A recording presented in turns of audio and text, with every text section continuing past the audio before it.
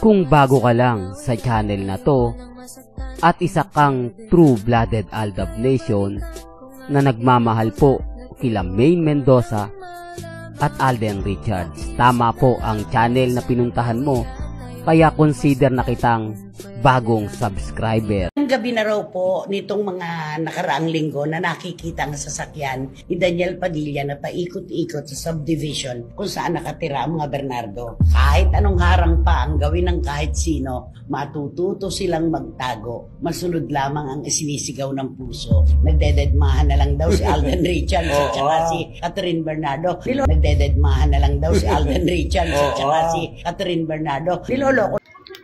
Welcome back mga ka-Aldab. Ito na naman po ang inyong lingkod, si Mr. Destiny. At siyempre, masakit nga po itong naririnig po ng mga Katden fans. Di po ba? Siyempre, kailangan ko po magbigay ng ebidensya at resibo. Galing po mismo kay Christopher Min.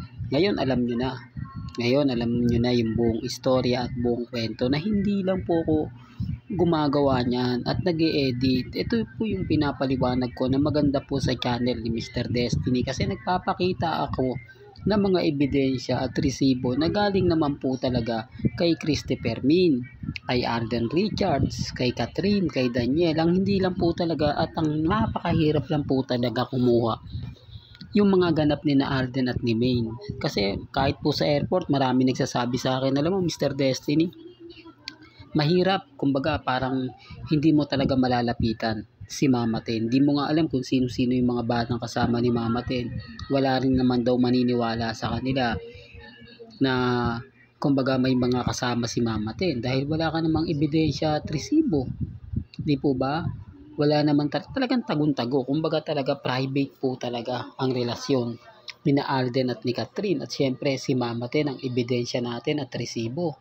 Pero siyempre wala po ako sa posisyon para ipilit yan. No? Hindi naman po ako namimilit. Bastas lang sa akin po, masaya po ako na nagbibigay po ng update para po sa Aldab Nation. Di po ba? Eh ngayon, sino ngayon ang laglag? Sino ngayon ang pinagtatawanan? Galing na po mismo yan kay Christopher Mina, Catherine, at Alden Richards, nagdededmahan na lang. Totoo naman po Ito yung kailangan ko po kasing pakita yung video na yan. Masakit man po o hindi man po gusto ng iba o maraming kumu-question sa akin. Pero totoo naman po, di po ba? Ngayon siguro naman sasabihin na nila, ay yung mga sinasabi pala ni Mr. Destiny, totoo, hindi lang gawa-gawa. Kumbaga kasi ang iniisip ng iba, sinisiraan ko lang daw po yung Katden. Kumbaga hindi ko lang daw po tanggap na may relasyon sina Alden Richards at si Catherine. Nagawa-gawa ko lang daw po at hindi daw po totoo yung mga sinasabi ni Christopher Min. Na hindi, gawa-gawa lang yan Mr. Destiny. Wala naman akong napanood. Wala naman akong nakita. Ito nga po yun. Paano may makikita?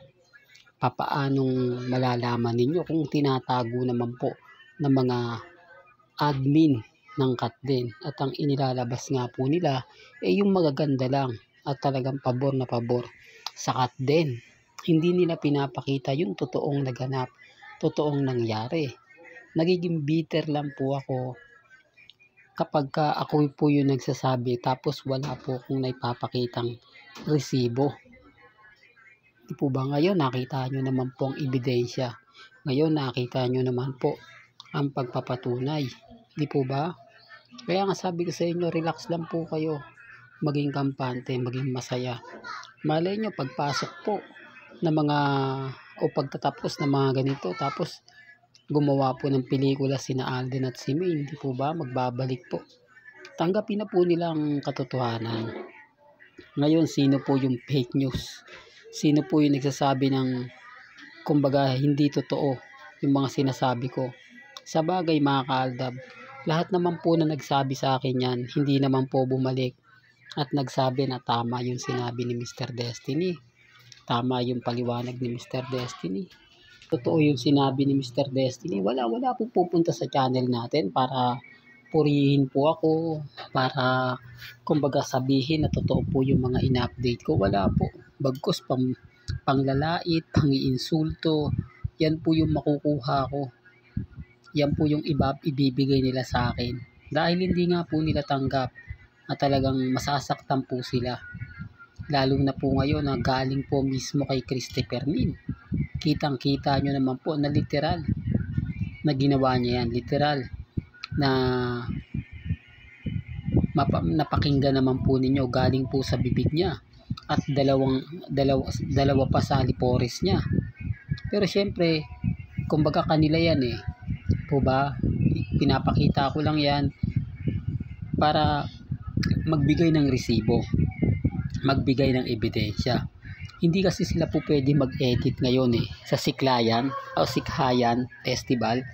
Wala po sila magagawang edit kasi nga po lahat po doon talagang nakatutok kay Alden. Lahat po yun nakatutok sa camera. O ibig kong sabihin, si Alden Richards talaga ang spotlight.